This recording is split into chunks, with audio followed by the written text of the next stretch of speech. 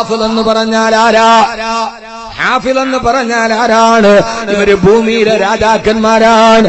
ഒരാൾ ഖുർആൻ മനഃപ്പാഠമാക്കിയാൽ ആ മകനെ പിന്നെ തൊടണമെങ്കിൽ വുളു എടുക്കണമെന്ന് പോലും പറയുന്ന മഹാന്മാരുണ്ട്. ഇവർ ഖുർആൻ മനഃപ്പാഠമാക്കിയവരാണ്. ഇവരെ തൊടണമെങ്കിൽ വുളു എടുക്കണമെന്ന് അദബിന്റെ പാഠത്തിൽ പറഞ്ഞ മഹാന്മാരുണ്ട്. കാരണം ഇവരുടെ ഉള്ളിലുള്ളത് ഖുർആനാണ്. ലാ യമസ്സുഹു ഇല്ലാ മുത്തഹറൂൻ. ശുദ്ധിയോടെ അല്ലാതെ ഇവരെ പിന്നെ നിങ്ങൾ തൊട്ടുപോകരുത്.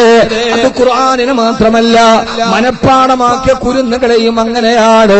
ഈ പൊന്നുമക്കളെ ഉപ്പക്കും ഉമ്മക്കും തൊടണമെങ്കിൽ വുളു എടുക്കണമെന്ന് പറഞ്ഞവരുണ്ട്.